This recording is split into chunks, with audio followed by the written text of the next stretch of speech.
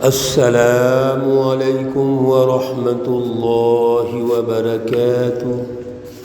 اعوذ باللہ من الشیطان الرجیم۔ بسم اللہ الرحمن الرحیم۔ انا ارسلنا نوحا إلى قومه أن أنذر قومك من قبل أن يأتيهم عذاب أليم۔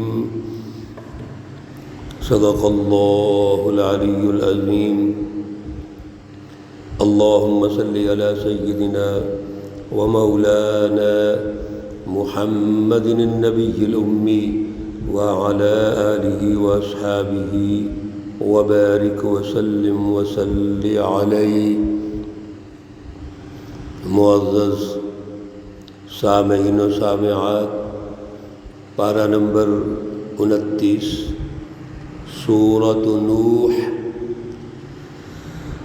آیات مقدسہ 1 تا 4 ہیں۔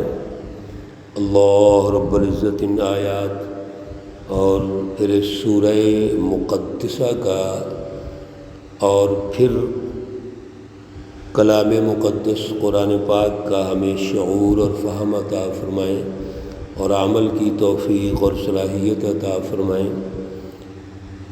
سورۃ المعارج میں اللہ رب العزت نے قیامت کا دن، جو بڑا سخت دن ہوگا اور بڑا سخت عذاب ہوگا، اس کو عنوان بنا کر یہ واضح ارشاد فرما دیا کہ مجرمین وہ جہنم میں جائیں گے۔ دنیا کے اعتبار سے اگر دیکھتے ہیں تو جہاں بھی ظلم کا نظام ہوگا، غلامی کا نظام ہوگا، سرمایہ پرستی ہوگی، وہاں بھی اللہ کا عذاب آتا ہے۔ سیاسی اور معاشی عذاب آتا ہے، سماجی عذاب آتا ہے، مہنگائی آئے گی، بے روزگاری آئے گی، انتہا پسندی پیدا ہوگی، لوگوں کے مابین اختلافات بڑھیں گے، لوگ دست و گریبان ہوں گے، اور جب اللہ کا نظام غالب ہوگا، اس کی بالادستی ہوگی، تو امن و امان قائم ہوگا، خوشحالی آئے گی، لوگوں کے مابین محبت، اخوت، الفت اور پیار پیدا ہوگا۔ اسی کو تو جنت کہتے ہیں۔ جنت کیا ہے؟ امن و امان کا ماحول، خوشحالی، ہر بندہ خوش، کسی پر الزامات لگانے کی بجائے دوسروں کی خدمت کرنا چاہتے ہیں، خیر خواہی کرنا چاہتے ہیں، اسی کو جنت کہتے ہیں۔ اور آخرت میں اسی جو سچی جماعت ہے، جنت اس کو بطور انعام ملے گی اور مجرمین کو سزا ملے گی، اور جو عذاب ہے وہ آ کے رہے گا۔ عذاب کیوں آئے ہیں؟ کیا وجہ ہے؟ اللہ کے انبیاء علیہم السلام دنیا میں تشریف لائے، ان کی نافرمانی کی گئی۔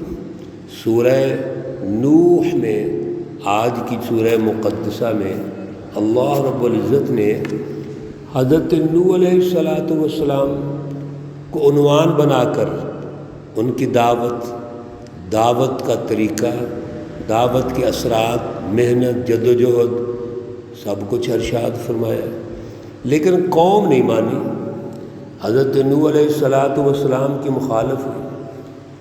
اور یہ اقوام عالم میں ایک بڑا مشہور اور اہم واقعہ ہے حضرت نوح علیہ السلام، اس لیے اس کو مختلف جگہوں پر ہائی لائٹ کیا گیا، اور یہاں مستقل سورہ نوح کے عنوان سے سورہ مقدسہ اللہ رب العزت نے نازل فرمائی ہے۔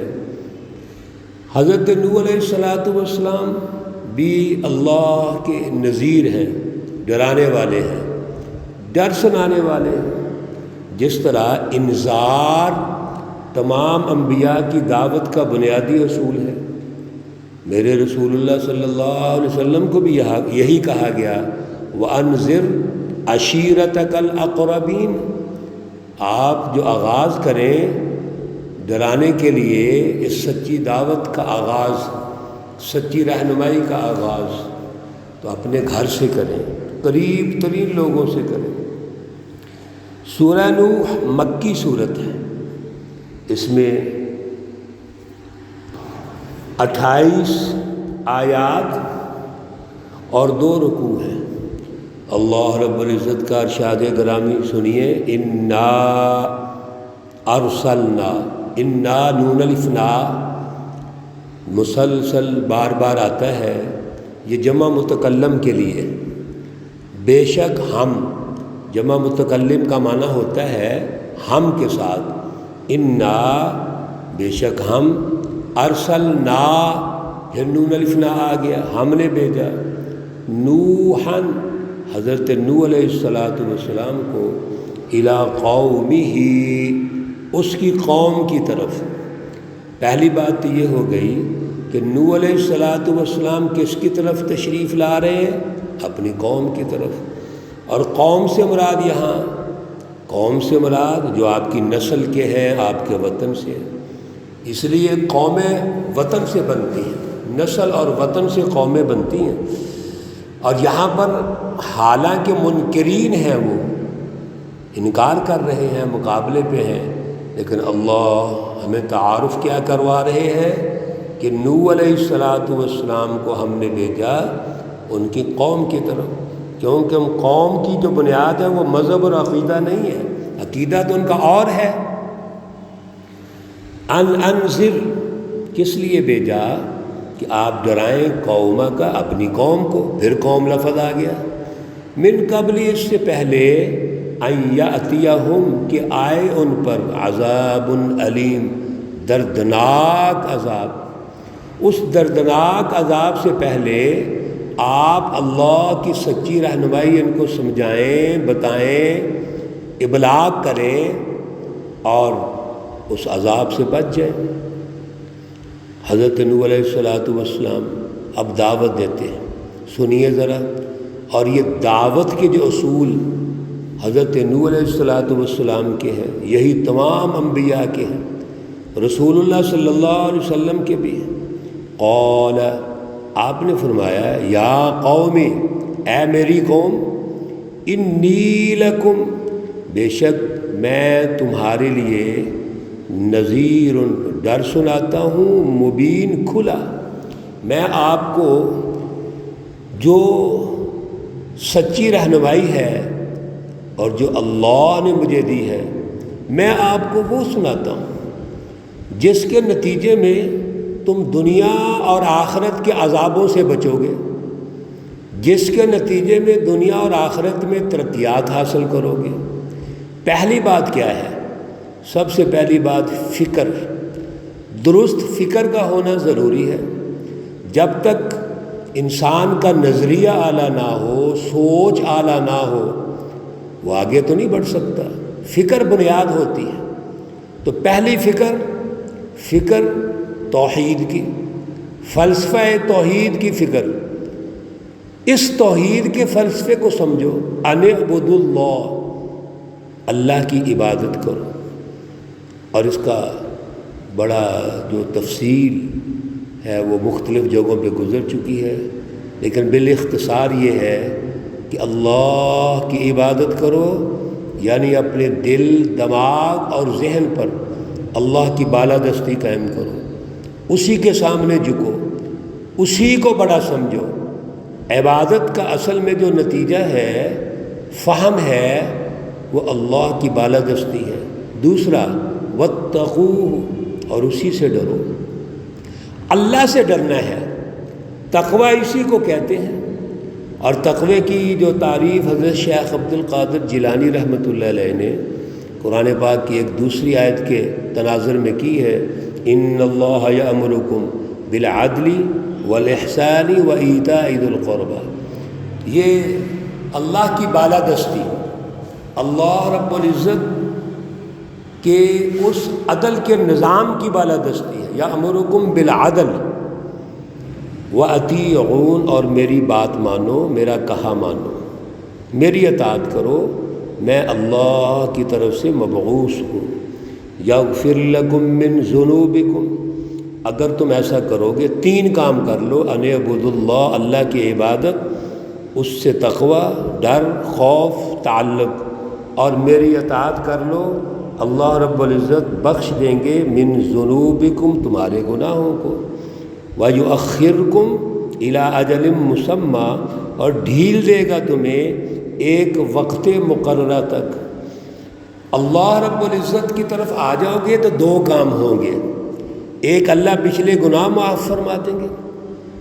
دوسرا، اللہ رب العزت کی بالادستی میں جب ہم جد و جہد کریں گے، عدل کا نظام ہوگا، امن کا نظام ہوگا، انسانیت کا نظام ہوگا، انسانی حقوق کا نظام ہوگا، تو قیامت لیٹ ہو جائے گی.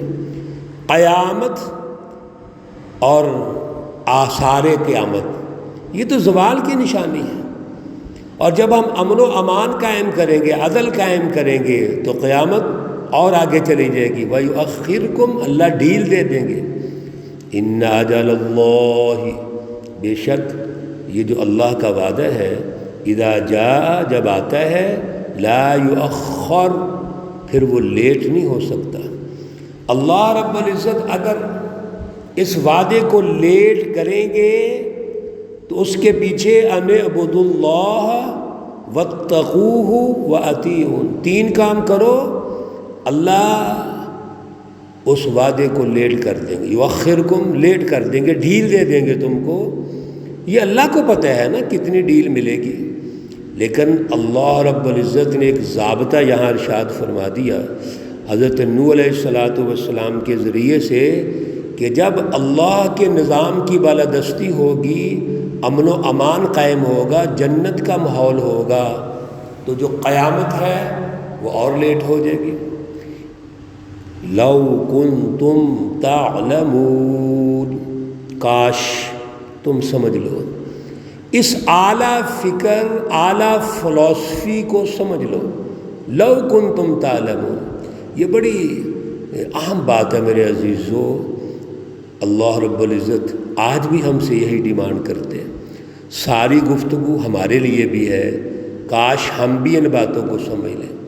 اللہ کی عبادت، سچی عبادت، اللہ کے غلام بن جاؤ اور اس کے سامنے جھکو، کسی اور کے سامنے مت جھکو، اور اسی سے ڈرو. واتقوہ، تقوی یہی ہے میرے عزیزو. اور پھر سچی جماعت میں شامل ہو جاؤ. وَأَطِیعُونَ، سچی جماعت میں شامل ہو جاؤ. حضرت نوح علیہ السلام کی یہ گفتگو آپ سن رہے ہیں، بڑی اہم گفتگو ہے، ترتیب سے ابھی جاری ہے. اللہ رب العزت ہمیں اس کا فہم عطا فرمائے، اعلیٰ شعور عطا فرمائے.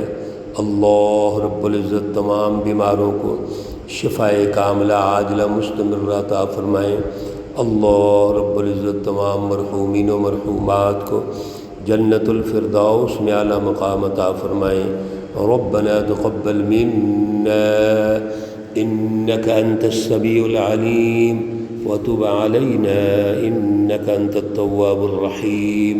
وصلى الله تعالى على النبي الأمي محمد وعلى آله وأصحابه أجمعين برحمتك يا أرحم الراحمين. السلام عليكم ورحمة الله وبركاته.